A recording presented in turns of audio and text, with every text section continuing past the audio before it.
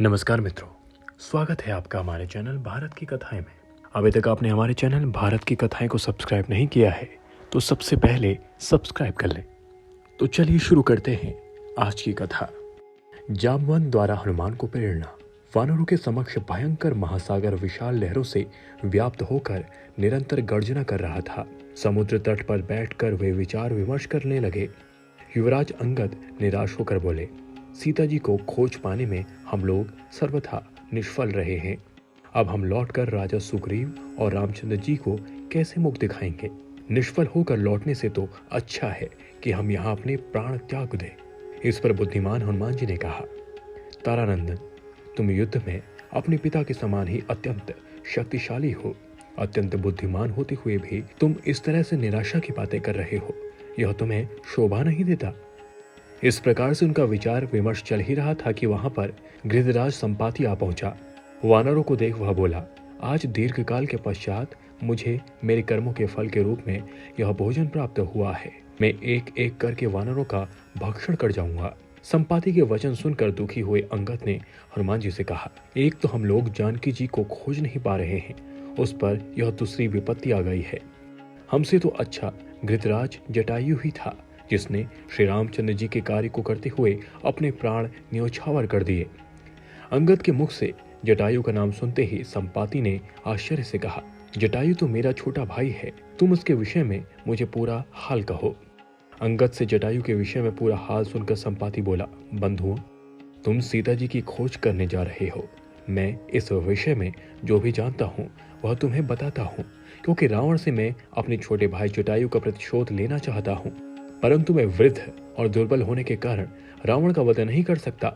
इसलिए मैं तुम्हें उसका पता बताता हूँ। सीता जी का हरण करने वाला रावण लंका का राजा है और उसने सीता जी को लंकापुरी में ही रखा है, जो यहाँ से 100 योजन 400 कोस की दूरी पर है और इस समुद्र के उस पार है। लंकापुरी में बड़े भयंकर शुभट पराक्रमी राक्षस रहते हैं। लंकापुरी एक पर्वत के ऊपर स्वर्ण निर्मित नगरी है, जिसका निर्माण स्वयं विश्वकर्मा ने किया है। उसमें बड़ी सुंदर ऊंची ऊंची मनोरम स्वर्ण निर्मित अट्टालिकाएं हैं। वहीं पर स्वर्ण कोट से घिरी अशोक वाटिका है, जिसमें रावण ने सीता को राक्षसनियों के पहरे में छिपा कर रखा है। इस समुद्र को पार करने का उपाय करो, तभी तुम सीता तक पहुंच सकोगे।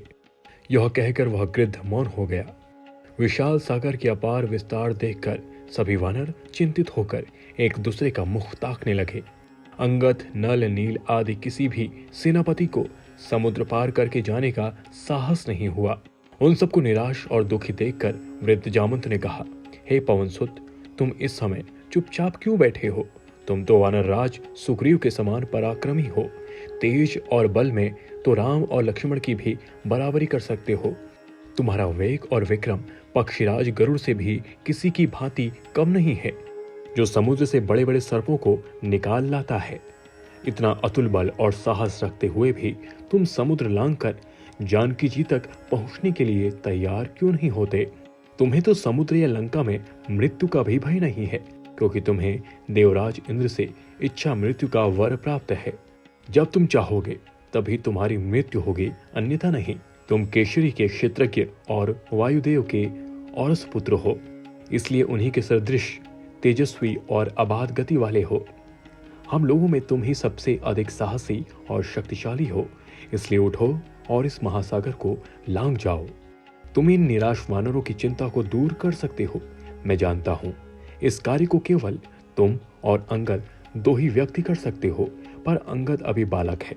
यदि वह चूक गया और उसकी मृत्यु हो गई तो सब लोग सुग्रीव पर कलंक लगाएंगे और कहेंगे कि अपने राज्य को निष्कंटक बनाने के लिए उसने अपने भतीजे को मरवा डाला। यदि मैं वृद्धावस्था के कारण दुर्बल न हो गया होता तो सबसे पहले मैं समुद्र लांघता। इसलिए हे वीर, अपनी शक्ति को समझो और समुद्र लांघने को तत्पर हो जाओ। जामवंत के प्रेरक वचनों से सुनकर हनुमान को अपनी क्षमता और बल का पूरा विश्वास हो गया। अपनी भुजाओं को तानकर हनुमान ने अपने सशक्त रूप का प्रदर्शन किया और गुरुजनों से बोले, आपके आशीर्वाद से मैं मेघ से उत्पन्न हुई बिजली की भांति पलक मारते ही निराधार आकाश में उड़ जाऊंगा। मुझे विश्वास हो गया कि मैं लंका में जाकर अवश्य विदेह कुमारी के दर्शन करूंगा।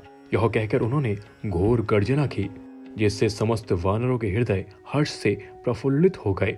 सबसे विदा लेकर हनुमान महेंद्र पर्वत पर चढ़ गए और मन ही मन समुद्र गहराई का अनुमान लगाने लगे। अभी तक आपने हमारे चैनल भारत की कथाएं को सब्सक्राइब नहीं किया है तो सबसे पहले सब्सक्राइब कर लें, लाइक और शेयर करना ना भूलें।